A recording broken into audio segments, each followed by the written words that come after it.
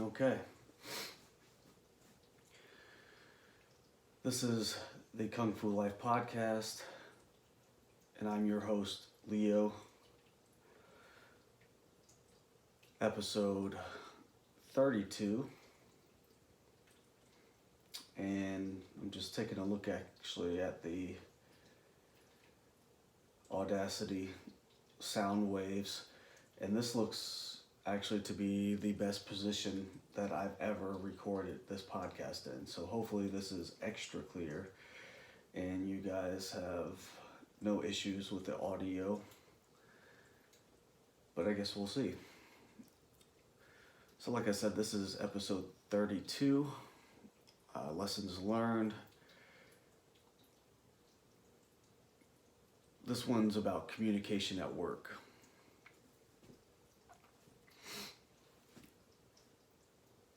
And I know it's I mentioned when I first started talking about lessons learned and communication that it's something that's kind of repeated, in my original opinion, too often. However, now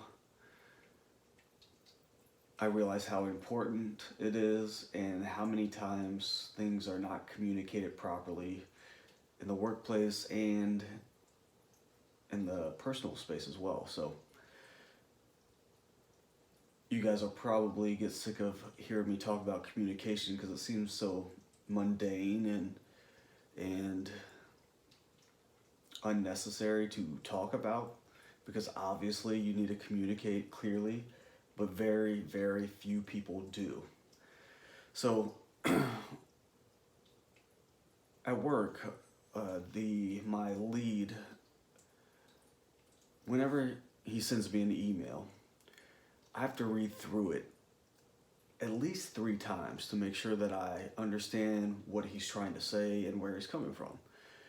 And even after that, if there's a request in the email, I start the request and then I send it back to him. And as an example, like if I'm developing a report or whatever I'm working on, I start it. I get enough into it to where I can send it back and ask for feedback to make sure that that's what he actually wanted. And so that's what I do. And the thing is, you have to think about where the other person is coming from and what they might want, what their goal is, and what their motivation is behind the ask. And then you need to make sure that your understanding is in alignment by asking for feedback and repeating that understanding back to the leader so that they can confirm or correct you. And this has been honestly very, very valuable to me in my professional career and actually in my personal life as well. But another incident with that same person, typically in a professional setting, whoever sets the meeting is the host, right? So whoever organizes the meeting, sends the invite out, they are considered the host or leader of the meeting. So it's their responsibility to do the prompting of the conversation and kind of guide along the conversation and discussion. So this same guy had scheduled a meeting. And in the meeting notes, he wrote, "We were just reviewing with the team what metrics we wanted to see put in place for us to report up the chain of command." And so prior to that meeting, I thought about what role I would play in the meeting and if I had anything to ask or go over with the project team. To figure out those questions, I put together about 12 slides, PowerPoint slides, of ideas I had for reporting and what I would want to see if I were my boss. And it's lucky that I thought to do that, because when the meeting rolled around, the guy who set up the meeting immediately threw the ball in my court and said, "Leo." He introduced everybody and then he was like, we're working on this reporting. You know, this project that I'm working on has had a bunch of problems. That's why we're coming in to give the higher ups a view of what's going on, and also to give the project team a solid base to figure out how to fix the problem. So he goes, after discussing all that and saying and kind of introducing the meeting and the reasons for the meeting, he was like, so Leo, do you have anything for us? Now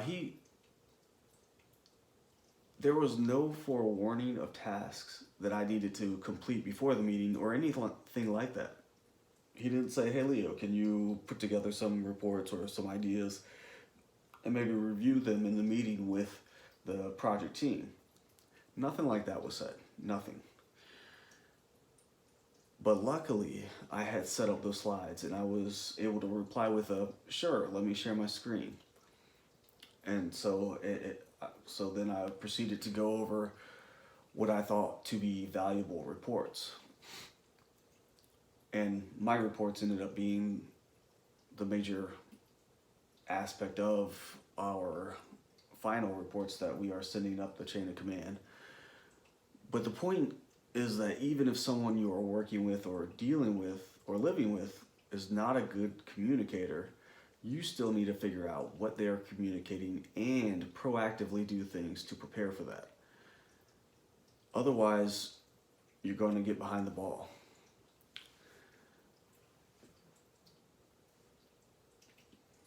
Or maybe in front of the ball. Seems like the saying should be in front of the ball, because the ball is about to crush you, and that's what's going to happen. And I'm guilty of that too. You know, sometimes the words, I'm talking about communication, I'm guilty of not communicating properly. So I'm not trying to stick it to this guy, but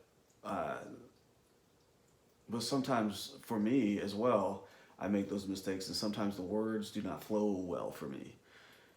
And it comes out jumbled and unclear, which is actually one of the main reasons I'm doing this podcast, is so that I can work on that clarity of thought and communication. And also for my students, so that I can communicate clearly to them and anybody else I run into in my personal life, you know, my son, my wife, anything, my parents, you know. Communication is obviously all-encompassing, I guess would be the best word. So just keep that in mind when you're communicating with anybody, and always take the burden of making sure that it's clear on yourself. Don't leave that to whoever's quote unquote responsible for the task or for the communication. Take that responsibility on yourself. It's always your responsibility. So this podcast, I wanted to go over something I've been reading, one of the books I've been reading lately. By the way, if you guys are interested, just drop something.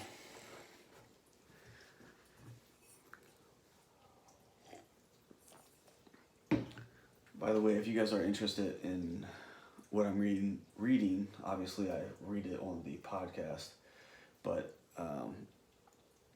I think I mentioned before, I usually have a book in each bathroom in my house, so that way anytime I'm on the toilet, I can just pick up the book and start reading. And yeah, so that's what I do. So this is one of the books that I've been looking into lately, and it just caught my eye. It's actually, I blame it on one of my Kung Fu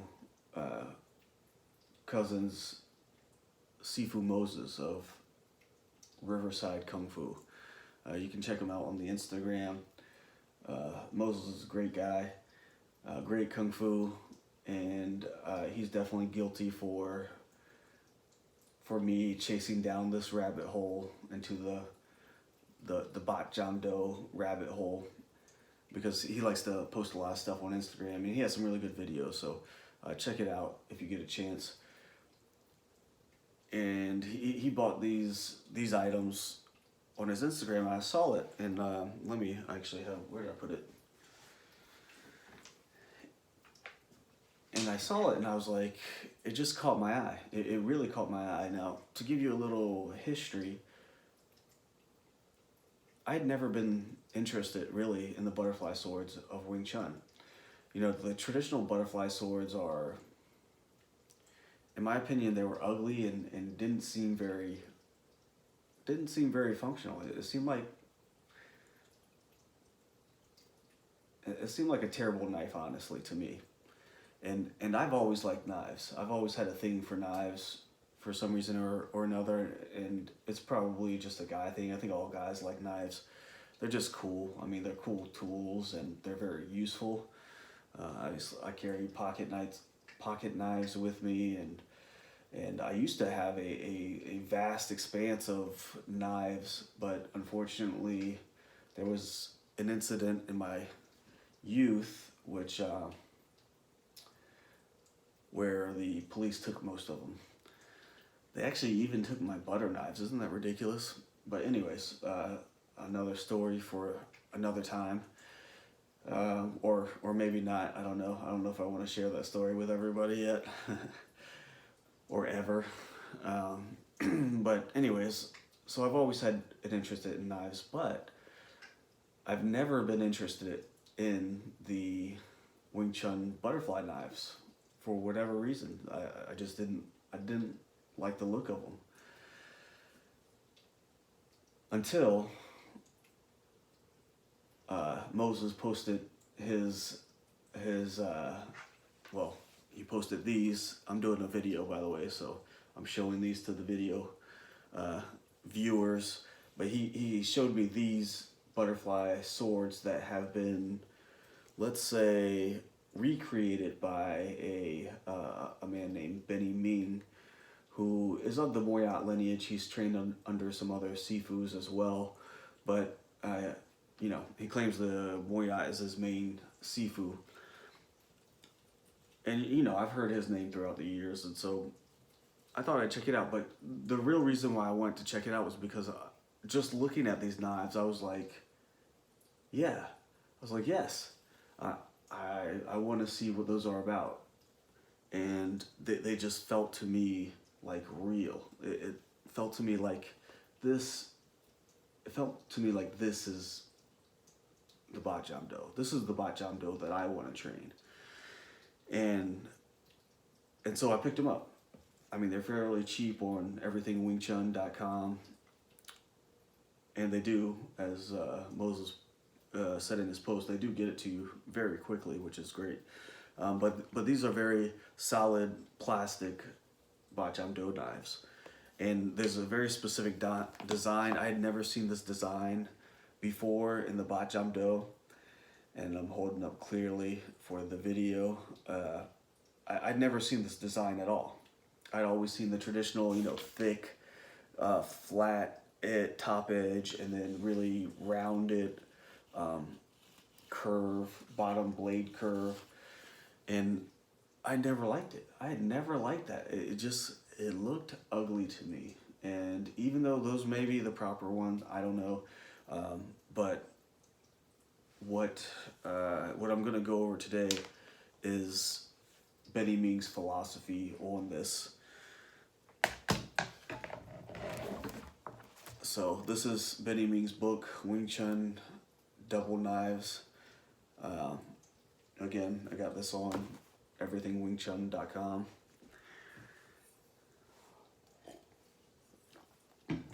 And what I'm gonna read to you is the first chapter, chapter 1, on the history of the Bat Jam Do, because it seems like Benny Ming has done a lot of research on this subject, and I think he's come on to something. I mean, I want to get into blacksmithing eventually. Probably in the next few years, I'll probably get into that, and and I'm going to create my own forge at home, and I'm going to create one of these, a set of these, just to see how to do it and everything. Because, like I said, I never liked the traditional Bajamdo knives, the look of them. And in fact, he has some pictures in here. I'm going to show it to the video.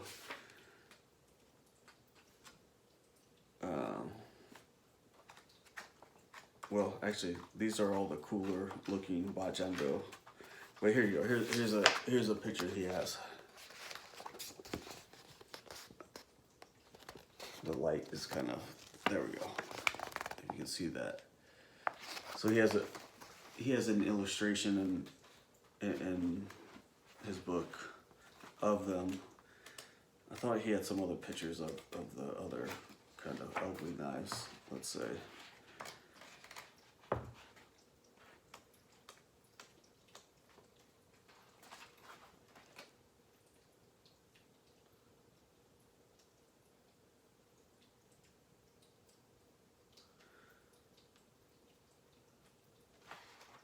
No, there's no great pictures. Anyways, you just look them up. You'll see them. But like I said, you know, I never liked the look of those, and you know, which is why I always like and you know, the samurai sword. Everyone loves. I mean, that's just a beautiful weapon, and like the whole history behind it and how it developed and just the whole feel and look of it is just amazing. Like that, the samurai sword is just a beautiful thing. And so that always struck me as much more interesting to learn than the butterfly knives. Which is why I got into Miyamoto Musashi and all that sort of thing. But it's interesting that Miyamoto Musashi also discovered that two swords is better than one.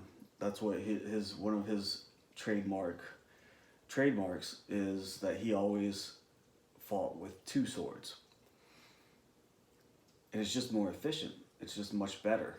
And he in his book, if you remember in one of the podcasts, I think it was the first chapter that we went over, he talks about how you should always train with two swords. You should start training with two swords right from the get-go. And not only that, he said you should start training not just with two swords, like the typical two-sword samurai was the long sword and the short sword.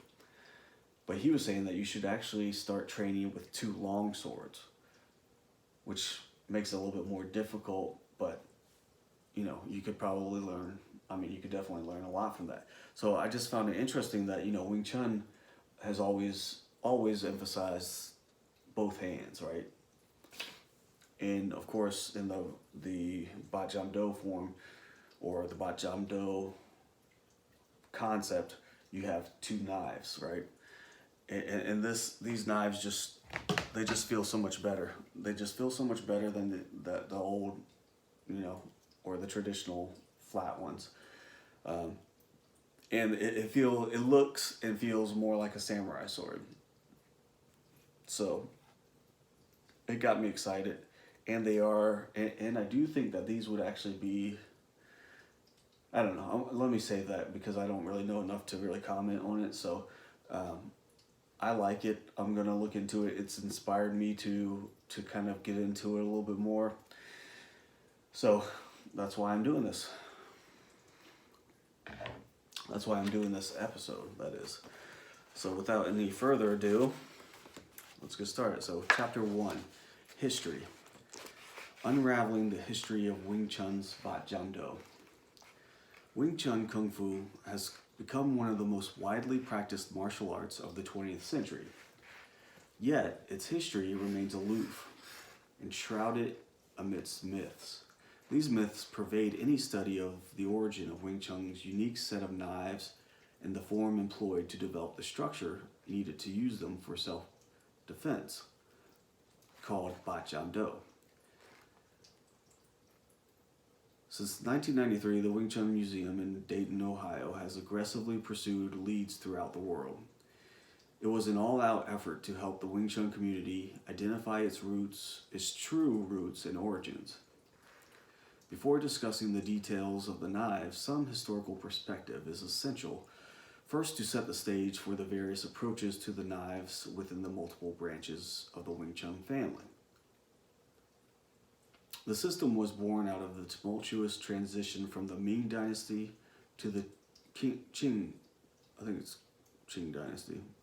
Dynasty, by anti-Qing rebels, leaders of the former Ming army, and leaders of the Shaolin warrior monks working together in the southern Shaolin Temple. When the southern Shaolin Temple was destroyed, their efforts continued through the Chinese secret societies. The secret societies at the time were organized into 5 branches called banners: white, red, yellow, green, and black. Important to Wing Chun's history were the red flag, Hung Kei, and the black flag, Hawk Kei branches. When speaking about Wing Chun and weapons, the Wing Chun double knives come to mind. Wing Chun is known for its practical use of the double knives because they are natural extensions of the hands and arms. The Wing Chun double knives move fluidly with the body, allowing the practitioner to perform the Wing Chun maneuvers like the simultaneous attack and defense strategy without any hindrance. He has a little note. Please note, the term Bat Jam Do is a phrase that describes the technical nature of Wing Chun knives, centered on specific concepts and direct combat application of those concepts. Within Wing Chun circles, this technical phrase is often used to describe the knives themselves.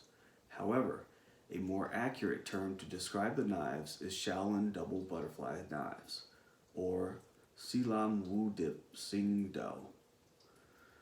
These weapons are utilized in many southern Chinese kung fu systems. They are often considered as knives since the blade is about the length and width of the practitioner's forearm. By the way, I should also note he does do a little tribute to Moyat there.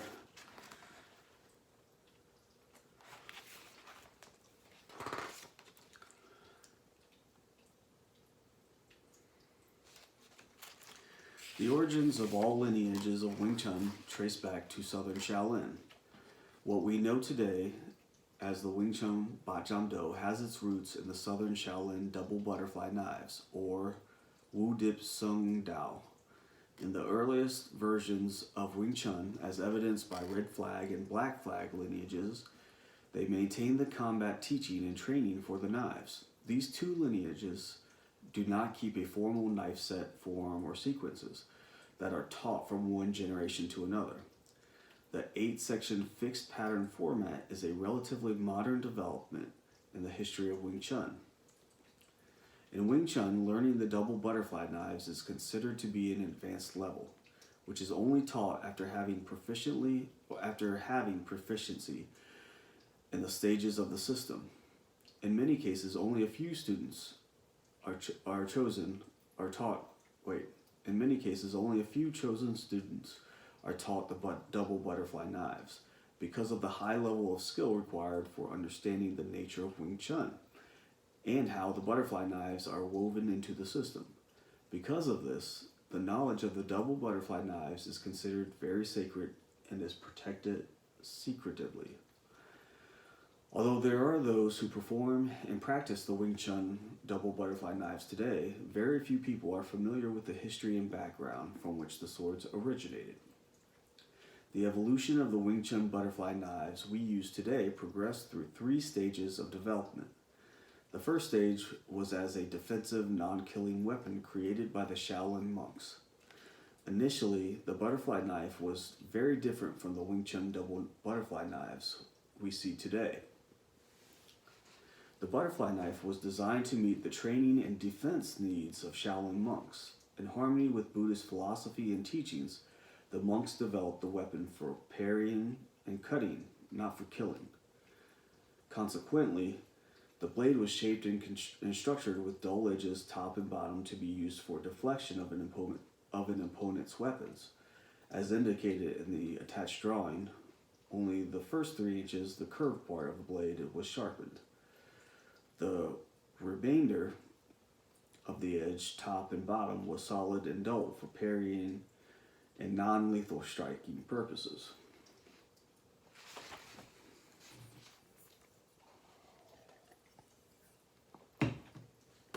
Which is why I think I didn't really like them.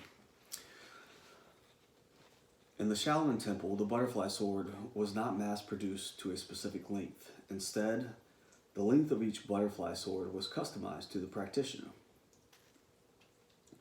Accurately, it measured from the practitioner's wrist to elbow. The monks heavily stressed the need to tailor the butterfly knife to its intended practitioner. An unfitted blade, used as intended, could easily harm the user and limit the mobility of the arms and body. In contrast, the width of the blade did not vary. It remained 3 inches from top to bottom, starting at the hilt and extending to the start of the blade curvature near the tip. The 3-inch width was selected because it approximates the width of a developed male wrist. The thickness of the blade varied, dependent upon the sword maker, but was usually about 1/8 of an inch thick throughout. The thickness of the blade varied dependent upon the sword maker, but was usually about 1/8 of an inch throughout. The handle of the sword sported a guard in the shape of a hook with an open end. The monks used this guard to trap an opponent's weapon and quickly disarm them. Again, this was consistent with Buddhist philosophy: disarm an enemy rather than kill him. All in all, the Shaolin butterfly knives were considered a small weapon in contrast to its counterparts. This was intentional, as the monks wished to conceal the sword beneath their robes while traveling. They could move about in public without being questioned or creating an improper image in respect to their Buddhist teachings. All this makes a lot of sense, right? Along with the creation of the weapon came the form needed to train the structure and concepts for employing it. According to Shaolin Wing Chun, the Fut Pai Hung Mun, Buddhist Hung Mun, first created the double butterfly swords form seen in Shaolin Kung Fu. The Fut Pai Hung Mun was a secret society existing within the Southern Shaolin Temple itself. This society's primary goal was to oppose the Qing dynasty that arose from the Manchurian conquest of China in the 17th century to restore the Ming family to the throne. As noted above, the usage of the blades was deeply rooted in Buddhist beliefs. The killing was not the only or first option for the monks. Both the blade and the training methods used for using it centered on parrying and cutting. It was considered far more humane to maim an opponent rather than killing him. Consequently, the form did not emphasize thrusting motions. The second stage in the evolution from the traditional Shaolin butterfly sword in today's Bat Jam Do was greatly influenced by the fighting needs of the secret society of the Hung Fai Wu, the Red Flower Society, and the Hung Gun Bu family. Over time, rebel fighting against the Manchurians and the Qing dynasty increased in intensity, and the blade began its transition from the defensive-oriented parrying weapon to an offensive weapon designed to kill. To make the blade more suitable to warfare, the Revolutionary Secret Society members of the Hung Fai Wu sought to make it more lethal. According to Shaolin Wing Chun tradition, revolutionary leader Wing Chun Grandmaster Chung Ng, aka Tan Sao Ng,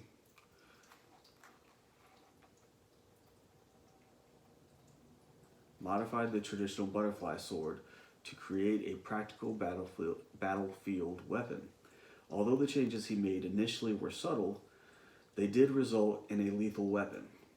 This new version of the butterfly sword represented a new stage of development for the weapon and its use. The knowledge of the modifications and training used to use them were never disclosed by Grandmaster Tan Sao or the secret society to the general public. The modified swords were known to the secret society as the Shaolin Wing Chun double butterfly knives. The Shaolin Wing Chun double butterfly swords were very similar to the traditional version. Most of the top and bottom of the blade remained straight, but the design was altered at the tip to accommodate thrusting and stabbing motions. To this end, they trimmed the front of the blade, adding curvature and sharpened point that gave the Dao, the appearance of a large dagger. The notched area was then sharpened and blood grooves were added to the side of the blade. This enabled blood to drain more efficiently when the point of the sword pierced the stomach or other organs. Although the Shaolin Wing Chun butterfly knives are not greatly known to the public, the Shaolin Wing Chun practitioners still practice them according to the original form and routines taught by Grandmaster Tan Sao. Their intention is to preserve the knowledge of the sword's use and the methods employed by the revolutionaries to train them. According to Shaolin Wing Chun tradition, many experts and leaders survived the Manchurian massacre at the Southern Shaolin Temple. Specific to Wing Chun's history, 2 Shaolin Wing Chun masters survived and are credited with keeping the system alive. The senior of the 2 masters was Yat Chum Dai Si, a 22nd generation Shaolin Grand Master. The second was Chung Tan Sao. Very little information remains today of the ensuing history of Yat Chum Dai Si. Shaolin Wing Chun tradition holds that he was originally trained in and belonged to the Northern Shaolin Temple at Song Mountain. He later moved to the Southern Temple as part of the joint effort to secretly develop the Wing Chun style of fighting during the effort to train rebels for restoring the Ming Dynasty to power. It was there that he met Chung En. Chung En was recorded to be a highly educated man with an extensive background in both literary and military skills. He was an expert in Chinese opera. It is believed that he was originally a native of Hanbuk and that his family had served the Ming regime for generations as military tacticians and warriors. The Manchurians destroyed his family, and Chung En fled to the Northern Shaolin Temple seeking refuge. He was accepted as a Shaolin disciple and trained at the temple. It was there that he learned of Yat Chum Dai Si's activities at the Southern Temple and the gatherings in a place called Hung Fai Ting, where training and planning for the restoration of the Ming Dynasty took place. He then left the Northern Temple to join the rebels in the Southern Temple. Under Yat Chum Dai Si, he began his studies of the art that was to become Wing Chun. Following the destruction of the Shaolin Temple in the mid-17th century, Chung En is believed to have fled to Guangdong Province. The city of Foshan is widely accredited with being the birthplace of Wing Chun. Historically, it is essential to note that Foshan is in Guangdong Province. It is also historically interesting to note that Foshan is also credited to be the birthplace of the Red Opera Company, the Cantonese opera. The Cantonese opera performers of today revere Chung En as the father of Cantonese opera. The Shaolin Wing Chun tradition holds that Chung En formed the Red Opera Company as a means of disguising rebel activity and supporting his teaching of the Wing Chun Kung Fu to rebel leaders. The Red Opera Company, noted for its discipline and rules of conduct, with its talented performers and tight discipline, coupled with the logistic advantages of traveling up and down China's rivers at will, it is logical to assert that the Red Opera Company was capable of promoting covert training and instruction of rebel warriors throughout southern China in the art of Wing Chun. The Red Opera gave birth in the 19th century to the Red Boat Opera Company. It was renowned for their 3 traveling boats representing heaven, human, and earth. a secret reference to the secret society triad origins of the more modern opera company. The third phase of the evolution of the Shaolin butterfly knives into the Wing Chun sword and Bat Jam Do training form what we know today. The third phase of the evolution of the Shaolin butterfly knives into the Wing Chun sword and Bat Jam Do training what we know today took place in the form we know today took place in the 20th century. Question: what information and details can the Shaolin Wing Chun tradition give us about today's shape and use of the Wing Chun swords and form? The Bat Jam Do, or 8 slashing swords, were widely used by insurgent fighters and the Shaolin warriors as a concealed weapon. The weapon design was ideal for the situation. The offensive-defensive capabilities combined with strategy and tactics made these knives deadly and efficient. It was through the experience of combat with the Bat Jam Do that the empty hand system of Wing Chun was developed. Older Wing Chun lineages refer to the knives as Fu Mo Sung Do, father-mother double knives, for this reason. They were purportedly used by the Hung Mun Society with the concepts of the swords were modified as follows. The tip of the sword was sharpened to allow stabbing. The front edge was sharpened for the first half of the blade to allow cutting. The second half of the blade was widened and not sharpened, used to block your opponent's weapon. The handle is parallel to the top of the blade at a 30-degree angle in order to allow the sword to be flipped, creating a 90-degree angle for stabbing. The guard was attached to the back end of the handle and circles down around the handle, and then it traverses across the blade and continues into a hook.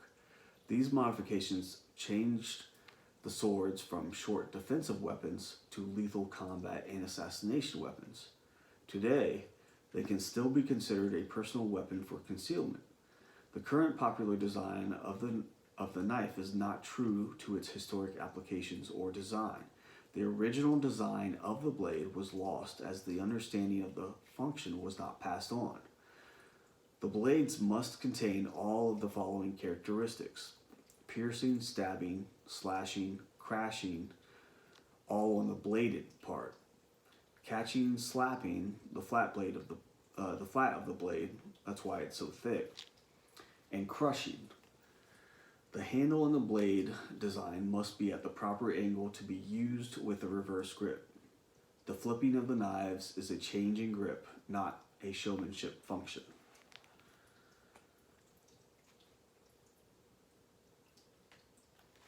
So that's it for the chapter. Well, the first section. Is that the first chapter? Hold on.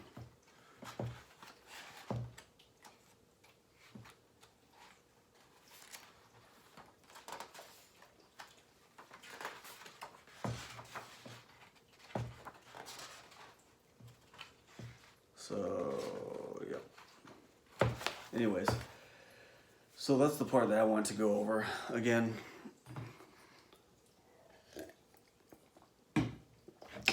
I found it extremely interesting to read this about the book, but what really drew me to these knives was the look of it. I mean, it just looks good. Like he was saying, here would be the sharpened side, although in that passage I just read, it sounded like this part, from this part on, would not be sharpened. But this is sharpened up here. Then you have the hook and the guard, or aka the brass knuckles of it. So it's and then this is the reverse grip, which is pretty interesting. So it feels good in your hands, and it feels very, very natural to me for some reason. So I like these. Again, I'm not really qualified to say that this is the true form of it, but it does make sense to me.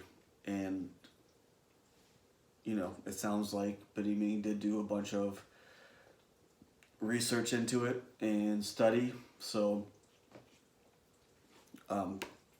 so that's pretty cool.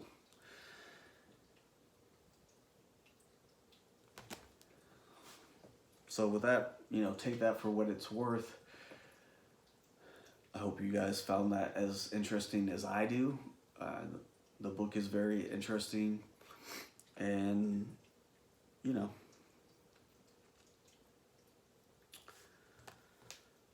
and I guess that's about it.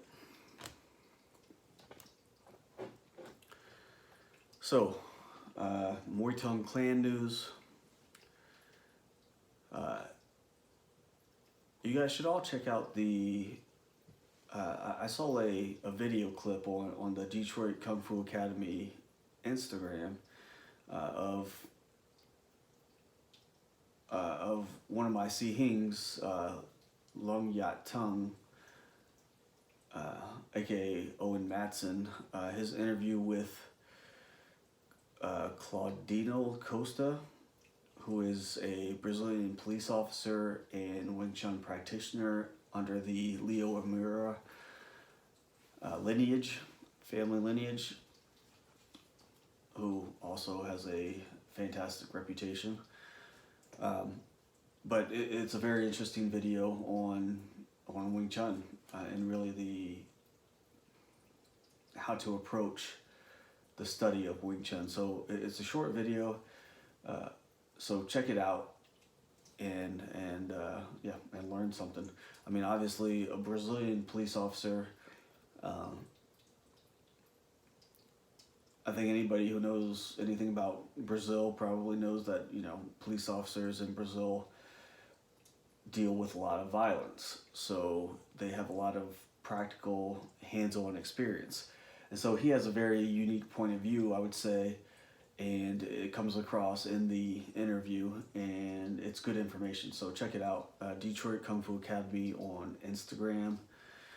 Also, don't forget there's the anniversary Richmond Moyat Kung Fu seminar for the Muay Thai Clan, May 7th through the 9th. That is the 35th anniversary. So check it out if you can make it. Definitely do it. They are doing a Zoom class as well, so if you can't make it in person, then you can do it via Zoom, which is great and should be done if you can do that as well. I'm sure, I'm fairly certain that Detroit has their anniversary seminar coming up soon as well, around that same, not around the same time frame, but in June. That's always been when theirs was, so check that out also. I'll give you the dates as soon as I find them. But you know, Detroit is one of the great Kung Fu schools of the Muay Thai Clan. It's always a great time going up there training, and Long Yat Tung is, you know, fantastic Kung Fu. So it's worth listening to this interview. In fact, I'm sure that he probably has a podcast, or maybe he's forming a podcast. So you should look into that and find something. I know he's done a few interviews on podcasts as well. So just look it up. I mean, it's always good information. He's a very senior brother, Kung Fu brother to me, and you know, it's good information. So check it out, and if you can make any of his workshops, I've always enjoyed going to them. Detroit is a fun place to visit, especially in the summertime. I don't know so much in the wintertime though, you know. I'm not so much for the cold weather, but anyways, if you want to support the podcast, click the link in the episode notes. Sign up for the email list on Kung Fu Louisville website. By the way, we are doing some new stuff in Louisville, so I'm gonna be offering some Zoom lessons, some private Zoom class lessons for currently enrolled students, and you know, I'll be going over their kung fu probably on a quarterly basis, just to check in on everything and make sure everything's going well. So if you're interested in doing some Zoom classes with me, you know, let me know, or you know, email me via the Kung Fu Louisville website. I'm here in Urbana, Maryland, so you know, if anyone's around here or the Frederick area and wants to get together and train, let me know. And aside from that, thank you guys for listening, and I'll talk to you next time.